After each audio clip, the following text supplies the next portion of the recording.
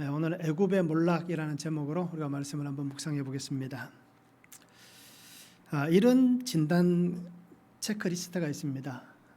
탄수화물 중독이라는 체크리스트가 있는데요. 한번 꼽아 보시기 바랍니다. 제가 10가지를 얘기하겠습니다. 그러면 나는 몇 가지가 나에게 포함되는가 한번 꼽아 보시기 바랍니다. 첫째는 아침에 밥보다 빵을 주로 먹는다. 두 번째, 오후 서너 시쯤 되면 집중력이 떨어지고 배고픔을 느낀다. 세 번째, 밥을 먹는 게 귀찮게 느껴질 때가 있다. 네 번째, 주위에 항상 초콜릿이나 과자 같은 간식이 있다. 다섯 번째, 방금 밥을 먹었는데도 허기가 가시지 않는다. 여섯 번째, 잠들기 전에 야식을 먹지 않으면 잠이 오지 않는다. 맞죠? 여섯 번째 맞죠? 하나, 둘, 셋, 넷, 다섯. 일곱 번째, 식이요법을 3일 이상 해본 적이 없다. 여덟 번째, 단 음식은 상상만 해도 먹고 싶어진다. 아홉 번째, 배가 부르고 속이 더부룩해도 자꾸만 먹게 된다. 열 번째, 음식을 방금 먹은 후에도 만족스럽지 않다. 어떻습니까? 몇 가지가 포함되십니까? 10가지는 없겠죠. 권사님 2가지, 3가지. 안 계신 분도 계시네요.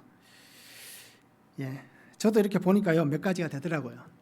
그런데 한번 잘 생각해 보시기 바랍니다. 3개 이상이면 탄수화물 중독 가능성이 있습니다. 그런데 4개에서 6개가 되면 중독 위험성이 있습니다. 7개 이상이 되면 중독입니다. 그래서 자세히 보면 아마 10가지가 다 어떤 때로는 그죠? 어떤 때는 이것도 맞고 어떤 때는 이것도 맞는 것 같은데 우리가 탄수화물 아마 우리나라 사람 대부분이 탄수화물 중독일 겁니다. 주식을 쌀로 하는 나라는 대부분 그죠? 탄수화물 중독입니다. 거기다가 요즘 우리나라 사람들이 밥을 안 먹고 빵을 많이 먹잖아요. 근데 빵은 어떻습니까? 빵도 탄수화물 덩어리입니다. 그래서 나온 게 빵이 어떤 빵이 나오면 호밀빵이 나오고 조금이라도 이왕 먹는 거 조금이라도 건강하게 먹자 그래서 좋은 재료들이 많이들 나옵니다. 자, 탄수화물은 우리 몸에 꼭 필요한 영양소입니다. 그런데 이 탄수화물이 없으면 사람이 질병이 생깁니다. 있어야 되는데 없으면 질병이 생깁니다. 그런데 너무 많으면 어떨까요? 없어도 병이 생기지만 너무 많아도 병이 생깁니다. 다 고개를 끄덕끄덕이시는 분들은 다 이유가 있습니다. 그렇죠? 그래서 너무 많으면 필요한 양 이상으로 많이 먹으면 가장 첫 번째 생기는 게 지방입니다. 그래서 지방은 어떻게 보면 몸에 그 병을 주는 시초라고 얘기할 수 있을 겁니다. 지방이 쌓이면 결국 몸은 병들게 되어 있습니다. 그래서 우리 성도님들이 탄수화물을 안 먹을 수는 없지만 그래도 중요한 것은 영양소를 골고루 섭취하시기 바랍니다. 그렇죠? 밥을 드시고 또 다른 것들도 골고루 섭취해서 우리가 건강에 적신호가 생기지 않도록 그렇게 했으면 좋겠습니다. 자, 그러면 육체는 이렇게 탄수화물 중독도 체크하는데 우리의 영혼은 어떻습니까? 우리의 영혼 체크를 잘 하십니까? 믿음의 삶을 내가 살아가면서는 영적으로 내가 꺼내야 될 게 뭐가 있겠습니까? 내가 줄여야 될 것이 뭐가 있겠습니까? 때로는 내가 포기해야 되는 것도 있습니다. 그러면 내가 끊고 줄이고 포기해야 될 것이 무엇이 있는지를 한번 생각해 보시기 바랍니다. 아무 생각 없이 너무 많이 섭취하다 보면 영적으로도 병이 듭니다. 너무 지나치도 병이 들고 너무 안 먹어도 병이 듭니다. 그래서 때로는 우리가 가끔씩 이단에 빠지시는 분들을 보잖아요. 그분들 어때요? 교회에서 신앙생활을 대부분 잘 하시는 분들이 이단에 많이 빠져갑니다. 이유가 뭘까요? 너무 지나쳐가기 때문입니다. 그죠? 선을 지켜야 되는데 말씀을 제대로 해석을 못하고 말씀으로 제대로 선을 지켜내지 못하니까 결국 그렇게 이단에 빠져가는 겁니다. 그리고 너무 섭취하지 않다 보면 교회를 다니는 것 같은데 저 사람이 믿는가 없는가 이렇게 보일 때도 있고요. 그리고 결정적일 때는 어떻습니까? 하나님을 떠나가는 일도 생길 겁니다. 믿음이 없으면. 그래서 우리가 이 믿음의 삶을 살아가면서 하나님 앞에서 내가 더 섭취해야 될 것이 무엇이 있는지를 한번 보시기 바랍니다.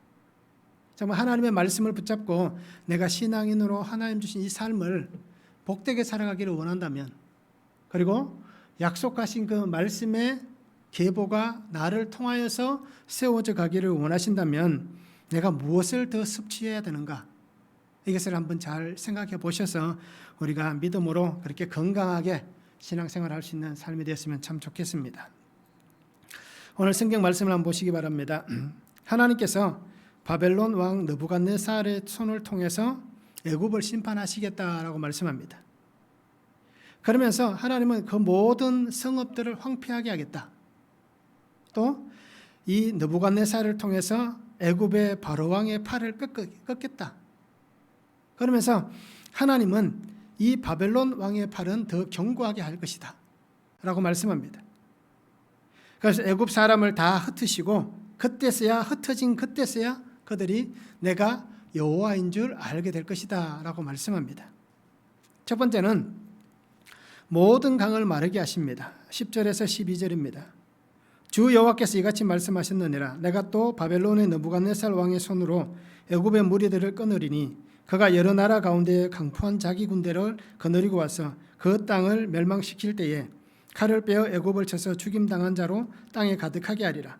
내가 그 모든 강을 마르게 하고 그 땅을 악인의 손에 팔겠으며 타국 사람의 손으로 그 땅과 그 가운데 있는 모든 것을 황폐하게 하리라 라고 말씀합니다. 오늘 성경에 보니까 그 땅을 악인에게 팔겠다라고 얘기합니다.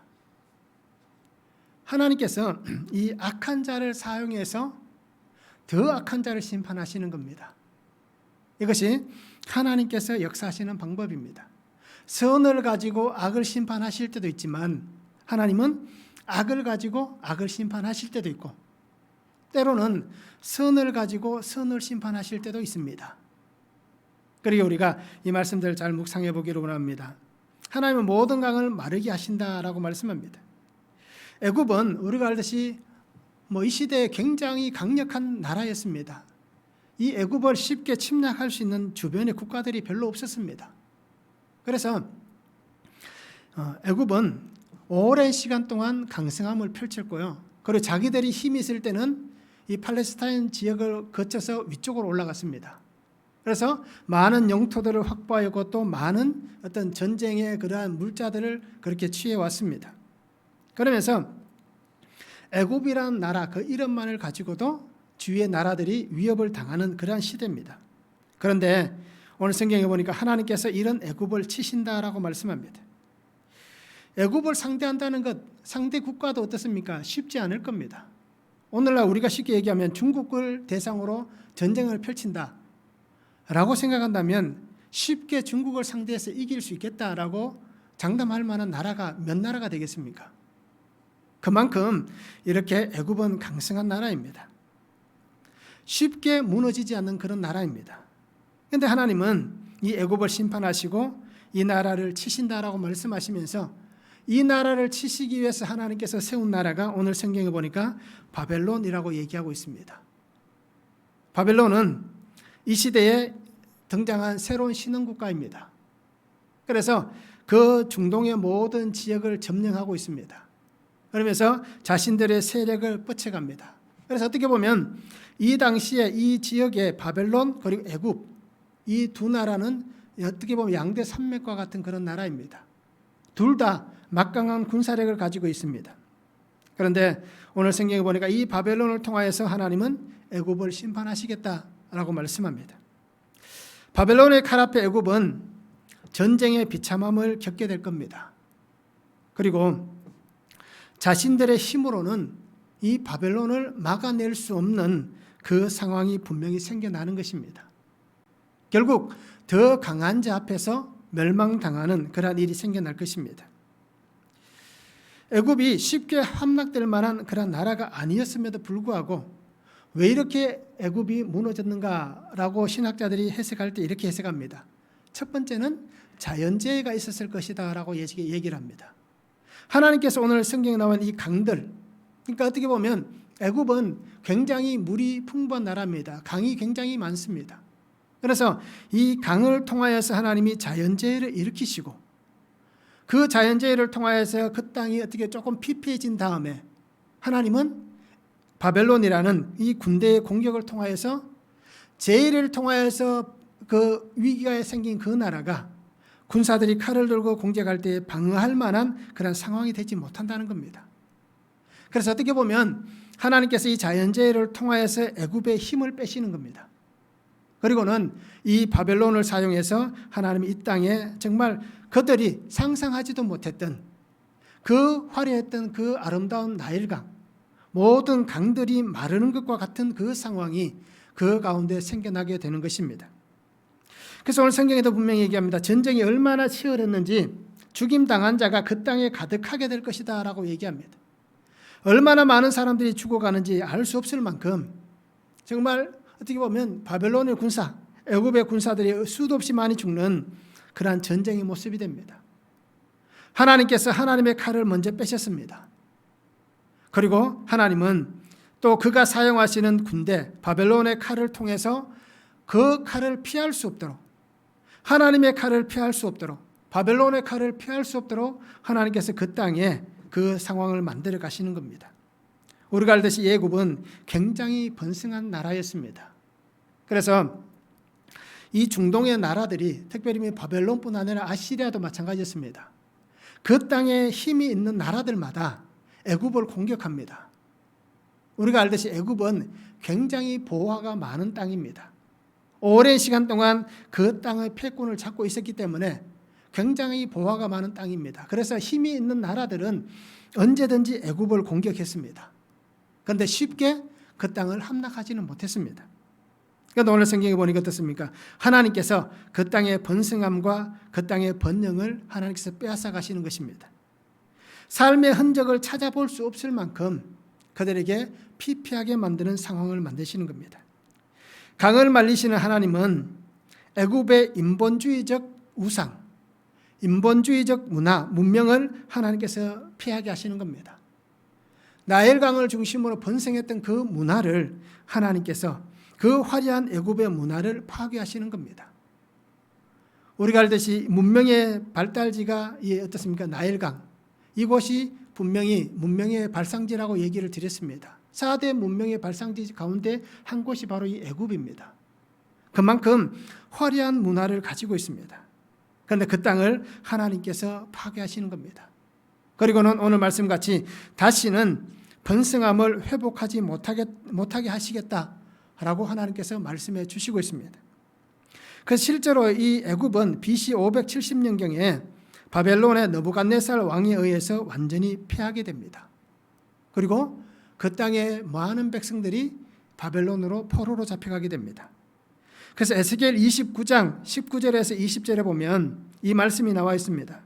그러므로 주 여호와께서 이같이 말씀하셨느니라. 내가 애굽 땅을 바벨론의 느부갓네살 왕에게 넘기리니 그가 그 무리를 잡아가며 물건을 노략하며 빼앗아 갈 것이라. 이것이 그 군대의 보상이 되리라. 그들의 수고는 나를 위하여 함인즉 그 대가로 내가 애굽 땅을 그에게 주었느니라 라고 말씀합니다. 이 말씀의 성취가 바로 분명히 BC 570년경에 이루어지는 것입니다. 애굽은 이렇게 바벨론에 의해서 멸망을 당하고 그리고 우리가 알듯이 페르시아, 로마, 헬라가 계속해서 연결됩니다. 강대국들이. 그런데 그 연결되어지는 강대국들이 있을 때에 그냥 미약한 나라로 종속이 될 뿐입니다. 에스겔이 이렇게 애굽에 대해서 예언할 때에 미약한 나라가 될 것이다 라고 말씀을 한 적이 있습니다. 그렇게 이 애굽은 그냥 나라라는 어떻게 보면 그 연명만 이어가는 그러한 현실이 됩니다. 이렇듯 세계사에서는 약육강식의 현실이 분명히 있습니다. 강한 나라가 약한 나라를 망하게 합니다. 힘이 센 사람이 힘이 약한 사람이 그것을 빼앗아갈 수 있습니다. 더 강한 나라가 패권을 가져가는 것은 어떻게 보면 당연한 것입니다. 그런데 그 뒤에 누가 있느냐라는 것을 보아야 됩니다. 그 배후에서 역사하시는 분이 누구인가? 그 역사하시는 분이 바로 하나님이십니다. 하나님의 주권적인 그 계획과 섭리를 통하여서 하나님은 이 세계사의 패권을 계속해서 만들어 가시는 것입니다. 그러면서 지금까지 이 역사가 연결되어지고 있는 것입니다. 하나님을 우리가 깨달을 수 있는 그 믿음의 눈이 분명히 있어야 됩니다. 역사는 하나님의 섭리하시는 계획 가운데 분명히 흘러가는 것입니다. 역사의 주인은 하나님이십니다. 결국 이 얘기는 나의 삶의 주인도 하나님이시다라는 겁니다. 우리가 일반적으로 히스토리라고 얘기하면 역사라고 얘기하잖아요. 그런데 이 히스토리가 누구의 역사입니까? 예수님의 역사입니다. 그의 역사라는 뜻입니다. 이렇듯 우리가 하나님의 뜻에 의해서 이 세계가 움직여 간다라는 것을 분명히 인식하시며 우리가 믿음으로 그렇게 살았으면 좋겠습니다. 말씀 한번 적용해 보시기 바랍니다. 내게 도움이 될 것이라고 믿으며 의지하는 것은 무엇이 있습니까? 언제까지 도움을 받을 수 있다라고 생각하십니까? 또 한 가지는 절대 마르지 않을 것이라고 여겼지만 하나님께서 마르게 하신 나의 나일강은 무엇이 있습니까? 이것은 절대 마르지 않을 거야 라고 여겼던 나의 나일강은 무엇이 있습니까? 우리가 말씀을 한번 적용해 보시길 바랍니다. 두 번째는 우상의 성읍을 심판하십니다. 13절에서 19절에 말씀합니다. 주 여호와께서 이같이 말씀하셨느니라. 내가 그 우상들을 없애며 신상들을 록 가운데서 부수며 애굽 땅에서 왕이 다시 나지 못하게 하고 그 땅에 두려움 있게 하리라. 내가 바드로스를 황폐하게 하며 소환의 불을 지르며 노 나라를 심판하며 내 분노를 애굽의 견고한 성읍 신에 쏟고 또 노 나라의 무리를 끊을 것이라. 내가 애굽의 불을 일으키리니 신나라가 심히 근심할 것이며 노 나라는 찢겨 나누일 것이며 놈 나라가 날로 대적이 있을 것이며 아웬과 비베셋의 장정들은 칼에 엎드러질 것이며 그 성읍 주민들은 포로가 될 것이라. 내가 애굽의 멍에를 꺾으며 그 교만한 권세를 그 가운데서 그치게 할 때에 드암네에서에는 날이 어둡겠고 그 성읍에는 구름이 덮일 것이며 그 딸들은 포로가 될 것이라. 이같이 내가 애굽을 심판하리니 내가 여호와인 줄을 그들이 알리라 라고 말씀합니다. 하나님께서는 애굽의 강을 말리시고 그 땅의 모든 성읍도 황폐하게 하십니다. 오늘 성경에 나와 있는 이 도시들은 애굽의 주요 성읍입니다. 그래서 하나님은 애굽의 이 중요한 도시, 이 성읍들을 심판하시는데 오늘 성경에 보니까 우상의 도시다라고 얘기합니다. 그래서 하나님은 이 우상의 도시를 심판하시는 겁니다. 하나님께서는 오늘 성경에 보니까 놉이라고 얘기합니다. 바드로스, 소안, 노, 신, 비베셋 그리고 여러 도시가 등장합니다. 놉은 우리가 알듯이 애굽의 최초의 통일 왕국의 수도였습니다. 그래서 이곳을 우리가 일반적으로 멤피스라고 얘기합니다. 이곳에서는 불의 신, 그래서 프타의 신전이 있는 불의 신전이 있는 도시였습니다. 애굽이 최초로 통일 왕국이었을 때의 그 도시입니다. 그리고 바드로스는 우리가 예레미야 46장 25절에 보면 노아몬이라는 도시 이름이 나옵니다. 이 바드로스가 바로 이 노아몬입니다. 그래서 애굽의 상애굽, 그러니까 애굽을 상하로 나누면 위쪽의 수도였습니다. 그래서 이 바드로스, 또 소안, 노도 마찬가지입니다. 바드로스와 같은 노아몬이라는 동일 지명의 이름을 갖고 있습니다. 70인역에 보면 디오볼리라고 이렇게 해석을 하였고요. 불가타 성경에 보면 알렉산드리아라고 이렇게 해석을 합니다. 그래서 이 노도 있고요. 또 신은 진흙밭이라는 뜻을 가지고 있는데 나일강 동편 해안에 위치한 성읍입니다. 그래서 우리가 홍해를 아시잖아요. 애굽에 보면 동쪽에 홍해가 있습니다. 홍해에 있는 이 성읍 중에 한 성읍인데 지리적으로 굉장히 난국불락의 요새입니다. 그래서 이 성을 쉽게 취할 수가 없습니다. 그래서 학자들은 이 성을 가리켜서 애굽의 열쇠다라고 얘기를 합니다. 그래서 이 신을 취하면, 이 신을 점령하면 애굽을 쉽게 점령할 수 있다라고 그렇게까지 얘기를 합니다. 그 비베셋은 여신 바스데 숭배의 중심지였습니다. 결국 어떻습니까? 이 모든 도시들이 지리적으로는 굉장히 중요한 도시고 종교적으로도 굉장히 중요한 도시입니다. 애굽이 강성할 수 있던 바로 그 원인이 이러한 도시들을 가지고 있었고 또 이러한 우상들을 가지고 있었기 때문입니다. 그런데 오늘 성경에 보니까 그 땅에 두려움이 있게 할 것이다 라고 얘기합니다. 군사적으로, 정치적으로, 경제적으로, 종교적으로 굉장히 가치를 가지고 있는 이 모든 곳을 하나님께서 칼을 휘두르심을 통하여서 멸망시키겠다라고 말씀하십니다. 결국 모든 것은, 번성한 모든 것은 한순간에 사라져버리는 것입니다. 그들이 보았던 모든 땅의 그 화려함들은 한순간에 황폐함이 됩니다. 그들 속에서 정말 이제 우리는 괜찮다, 세상의 모든 것은 우리의 힘 앞에 있다 라고 여겼던 그 순간 모든 것은 하나님의 심판의 두려움을 당하게 됩니다. 그래서 오늘 성경에 보니까 하나님의 권능 앞에서 이 심판의 공포에 사로잡히는 그 땅에 구름이 덮일 것이다 라고 말씀을 하고 있습니다. 그래서 오늘 성경에 보니까 하나님께서는 그들의 멍에를 꺾으시겠다, 그 교만한 권세를 하나님께서 꺾으시겠다라고 말씀합니다. 애굽의 막대기입니다. 이 권세, 그 힘을 하나님이 꺾으시는 것을 얘기합니다. 멸망과 포로의 때를 만나고 나면 그때서야 하나님이 계셨구나, 우리를 이렇게 하신 분이 하나님이시구나라는 것을 그들이 깨닫게 될 것입니다. 그러기에 오늘 우리는 분명히 기억하시기 바랍니다. 우상을 세우는 자는 결국에는 수치를 당하게 되어 있습니다. 그 우상 때문에 하나님의 진노의 심판을 분명히 받게 되는 것입니다. 시편 97편 7절에 보면 조각한 신상을 섬기며 허무한 것으로 자랑하는 자는 다 수치를 당할 것이라 라고 말씀합니다. 출애굽기 20장 5절에도 보면 그것들에게 절하지 말며 그것들을 섬기지 말라. 나 내 하나님 여호와는 질투하는 하나님인즉 나를 미워하는 자의 죄를 갚되 아버지로부터 아들에게로 3, 4대까지 이르게 하겠다라고 말씀합니다. 우상은 하나님이 싫어하시는 것입니다. 하나님의 자리에 그 우상이 있는 모든 것들, 우리가 오늘날 우상이라고 얘기할 수 있는 것은 다른 신이라고 얘기할 수 있겠지만 특별히 기독교인들에게 있어서는 다른 신을 섬긴다라고 여기진 않잖아요. 그렇기 때문에 오늘 우리에게 우상이 뭡니까? 아마 지난주에도 말씀을 드렸을 것입니다. 오늘 또 말씀을 드렸듯이 인본주의적 모든 것들이 우리에게 우상이 되는 겁니다.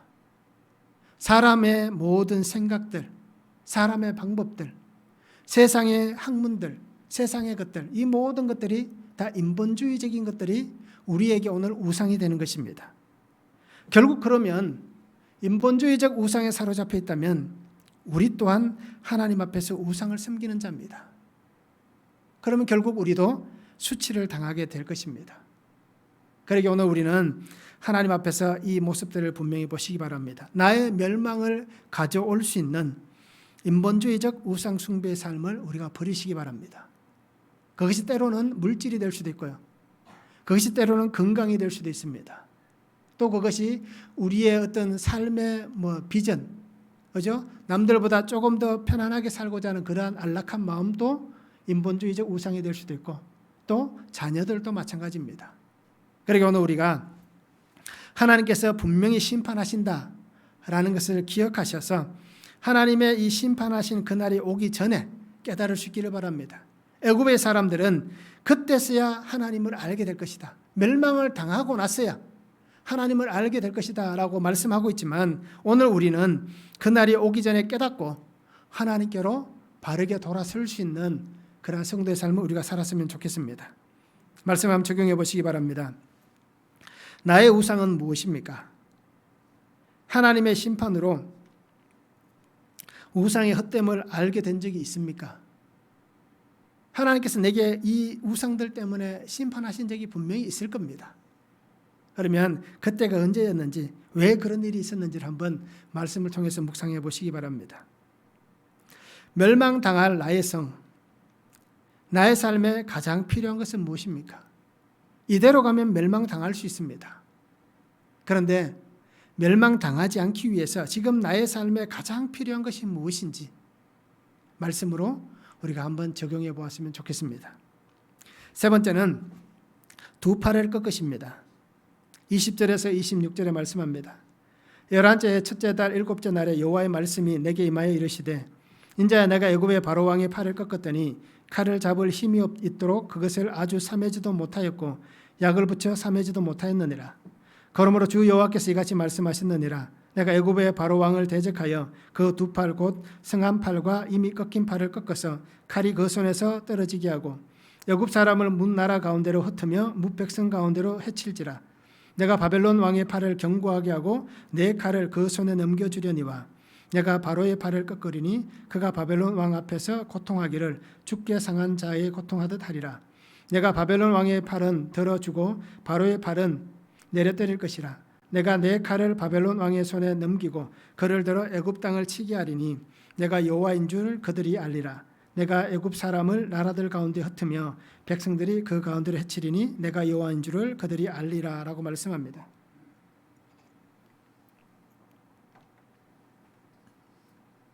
하나님께서는 애굽의 바로의 두 팔을 꺾으신다라고 말씀합니다. 성한 사람이 한 팔만 다쳐도 살아가는데 굉장히 불편한데 이 두 팔이 다 꺾인다는 것, 이건 어떻게 보면 상상할 수 없는 얘기입니다. 두 팔을 꺾으신다는 것은 더 이상 너는 존재할 수가 없다라는 얘기입니다. 힘을 쓸 수도 없고 자신의 나라를 지킬 만한 여력도 없는 그 상황을 하나님께서 비유적으로 표현하신 것입니다. 즉 애굽은 멸망당하여서 이 땅에서 사라지게 될 것이다. 하나님께서 이 애굽의 바로 왕의 팔을 꺾으시는데 꺾었다라는 이 단어는 완전히 부수는 것을 얘기합니다. 깨트려 산산조각 내었다라는 뜻을 가지고 있습니다. 그러니까 완전히 가루가 되어서 흩어버리는 것입니다. 바벨론이 이렇게 바벨론이 이 팔을 꺾는데 어떻습니까? 하나님이 사용하신 도구가 되잖아요. 그런데 오늘 성경에 보니까 하나님께서 한 팔을 꺾고 나서 또 한 팔을 꺾는다라고 얘기합니다. 첫 번째 팔이 꺾인 때가 언제냐면 바벨론이 유다를 침략한 적이 있습니다. 시드기야 때에 마지막이죠. 그때가 586년 7년 멸망하기 전에 마지막으로 침략을 합니다. 왜 합니까? 이 시드기야가 바벨론 왕에 의해서 왕으로 세움을 받았는데 배신하고 애굽을 따라가잖아요. 그래서 이 땅을 완전히 초토화시키기 위해서 바벨론에 이렇게 군대를 보냅니다. 그런데 그때에 이 어떻습니까? 애굽이 바벨론이 왔다는 얘기를 듣고 출정을 합니다.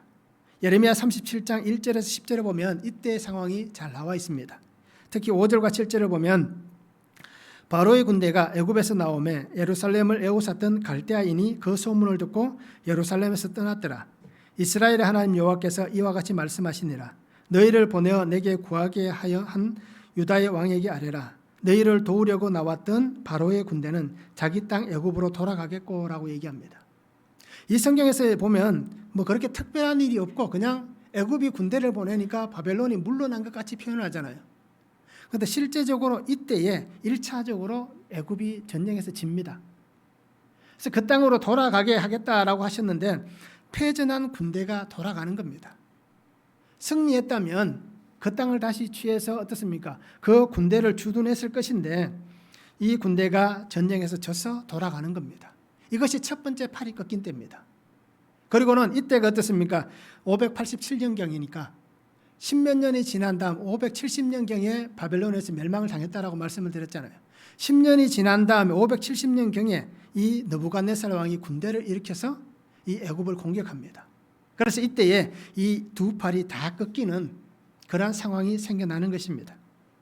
하나님은 팔이 꺾인 애굽이 치료하지도 회복되지도 못하게 한다라고 말씀합니다. 그래서 남아있는 한 팔마저도 하나님께서 완전하게 꺾으심을 통해서 다시는 나라를 세울 수 없도록 처절함의 환경이 되게 하시겠다라고 그렇게 말씀해 주시고 있습니다. 강대한 나라였습니다. 세상의 패권을 잡았던 나라였습니다. 그래서 자신의 팔로 아무것도 잡을 수 없는 상황, 두 팔이 다 꺾였기 때문에 칼을 잡을 수도 없고 아무것도 잡을 수 없는 그 상황, 얼마나 고통스럽겠습니까? 우리같이 이렇게 강한 나라가 멸망을 당했다, 얼마나 몸부림치겠습니까? 오늘 우리도 마찬가지입니다. 하나님 안에서 우리가 또는 우리의 삶의 환경이 여러 가지 일들을 통해서 고난이 오고 어려움이 생기고 힘든 일이 찾아오면 어떻겠습니까? 왜 나에게 이런 일이 생겼는가라고 울부짖으며 몸부림치지 않겠습니까? 그런데 오늘 성경을 분명히 보시기 바랍니다. 왜 하나님께서 우리 삶에 그러한 일이 생기게 하시는지. 하나님은 교만하고 하나님의 삶, 하나님 안에서 떠난 자의 삶, 즉 하나님과 함께하지 않는 삶의 그 팔을 꺾으시는 것입니다. 그러면서 하나님의 이 꺾으심을 당해와야만이, 그리고 하나님께서 우리에게 흩어지게 하시는 그 사건이 와봐야만이 그때서야 우리가 하나님을 알게 될 것이다 라고 얘기를 하고 있습니다. 그래서 오늘 우리가 살아가는 삶 속에서 성도들도 분명히 이러한 모습이 있습니다. 시간이 지나면 사람들은 조금씩 자기의 생각을 드러냅니다. 시간이 지나면 조금씩 자신의 머리를 듭니다. 결국 이 얘기가 뭐겠습니까? 신앙이 깊어지면 깊어질수록 벼가 고개를 숙이듯이 겸손히 하나님의 일들을 잘 감당해야 되는데, 직분이 올라가고 또 환경이 좋아지고 삶의 물질이 넉넉해지고 시간이 여유로워지면 어떻습니까? 우리는 항상 하나님 앞에서 범죄한 자의 삶을 살아가게 되어 있습니다. 그래서 우리가 간증집을 보시면 아시겠지만 하나님께서 왜 우리에게 이런 고난을 주시는가? 대부분 사람들이 그렇게 고백합니다. 하나님이 나를 사랑하셔서 나를 구원하시기 위해서, 나를 하나님의 말씀으로 깨어나게 하기 위해서, 구속사의 주님과 함께 살아가게 하기 위해서 하나님이 나에게 이런 고난을 주신다, 이런 시련을 주신다라고 대부분 다 그렇게 고백을 합니다. 그때는 몰랐는데 당하고 나니까 하나님을 알겠다라는 고백이 있는 것입니다. 하나님은 하나님을 인정하지 않는 사람, 하나님을 알지도 못하는 사람, 하나님을 알려고도 하지 않는 이 사람들을 결국 그 삶의 모습대로 하나님은 심판하시고 그 삶 속에서 하나님을 알게 하실 것입니다. 그러나 분명한 것 한 가지 보시기 바랍니다. 오늘 성경에도 분명히 똑같이 얘기합니다. 그때는 때가 늦을 수 있습니다. 다행인 것은 오늘 아직 내게 생명이 있는 이 시간에, 하나님을 알고 있는 이 시간에 하나님이 깨닫게 하시기 때문에, 들려지게 하시기 때문에, 보여지게 하시기 때문에 우리에게 지금 기회가 있는 이 시간이 하나님 앞에 은혜이다라는 것을 고백하시기 바랍니다. 나에게 아직도 하나님께서 기회를 주고 계시는 이 시간이 있기 때문에 나의 삶의 복이다라고 여기시기 바랍니다. 하나님께서 우리를 그렇게 사랑하시지 않고 하나님께서 우리에게 이 은혜를 주시지 않는다면 오늘 하나님은 그냥 꺾어내시면 되는 겁니다. 그런데 왜 하나님께서 오늘도 내게 이 은혜를 주시는 건가? 이것을 우리가 잘 묵상해 볼 수 있기를 원합니다. 이렇게 강대한 나라 두 팔을 완전히 꺾어버리십니다. 그리고 오랜 시간 동안 어떻습니까? 회복되지 못하게 합니다. 그러다가 오랜 시간 몇천 년이 지난 다음에야 지금의 저 애굽 땅이 나라들이 세워지잖아요. 그런데 그 나라들이 어떻습니까? 굉장한 어려움을 겪고 있습니다. 전쟁과 기근, 수도 없이 많은 혼란을 겪고 있습니다. 그것이 바로 하나님이 꺾으신 그 모습들입니다. 그리고 오늘 우리 또한 하나님 주신 이 은혜를 붙잡고 믿음으로 순종하며 살아갈 수 있는 그런 성도의 삶이 되면 좋을 것 같습니다. 말씀을 한번 적용해 보시기 바랍니다. 나의 두 팔을 꺾으신 분명한 사건이 있을 겁니다. 때로는 건강을 치시기도 하셨고요. 때로는 물질을 치시기도 하셨고, 때로는 자녀들을 통해서 치시기도 하셨고, 때로는 직장과 사업장을 치시기도 하셨고요. 여러 가지 일들을 통해서 하나님께서 나의 두 팔을 꺾으신 사건이 있을 겁니다. 그 사건이 하나님을 만날 수 있는 사건이었는지, 내가 회개하고 하나님을 믿으라고 내게 주신 그 사건이었음을 오늘 내가 인정할 수 있는지, 그래서 나는 100% 오르신 그 하나님을 인정할 수 있는지, 그 하나님을 고백할 수 있는지 우리가 말씀을 한번 적용해 보면 좋을 것 같습니다. 또 한 가지는 내 팔을 꺾으신 것이 은혜라고 고백할 수 있겠는가? 내 환경을 치신 것을 은혜라고 고백할 수 있는가? 이 말씀을 우리가 한 번 더 적용해 보면 좋을 것 같습니다. 하나님은 흥하게도 하시고 패하게도 하십니다. 그래서 모든 역사의 흥망성쇠는 하나님의 주권 안에 있습니다. 그래서 오늘 우리의 삶의 모든 흥망성쇠도 하나님의 손 안에 있습니다. 그러기에 오늘 내가 무엇을 의지하고 살아갈 것인지, 나는 어느 편에 서 있을 것인지를 분명히 하시기 바랍니다. 그래야 내일이라는 나의 삶의 모든 삶의 그 걸음을 열어가는 열쇠가 될 것입니다. 하나님은 끊임없이 그 백성을 향하여서 하나님은 말씀하십니다. 끊임없이 그 백성을 향하여서 하나님은 손을 내밀고 있습니다. 끊임없이 그 백성에게 하나님은 나와 함께 하자 라고 분명히 말씀을 해 주시고 있습니다. 그런데 이 부르심, 이 손내미심을 내가 잘 깨닫고 있는지, 그리고 나는 그 손을 붙잡고 살아가고 있는지, 그래서 나의 삶이 정말 하나님을 따르지 않아서 진노의 잔을 마셔야 되는 그런 악한 인생은 아닌지 우리가 이 말씀들을 묵상해 보면 좋을 것 같습니다. 하나님이 나의 삶의 주인 되심을 분명히 인정하시기 바랍니다. 그래서 오늘도 나의 삶에 베푸시는 이 은혜를 붙잡고 그 구속의 주님께서 나를 위해 흘려주신 그 피, 그 십자가 보혈의 은혜로 내가 회복될 수 있는 그 믿음이 되었으면 좋겠습니다. 그래서 우리가 멸망의 길에 서지 않기를 바랍니다. 구름이 덮인 그 삶이 되지 않기를 바랍니다.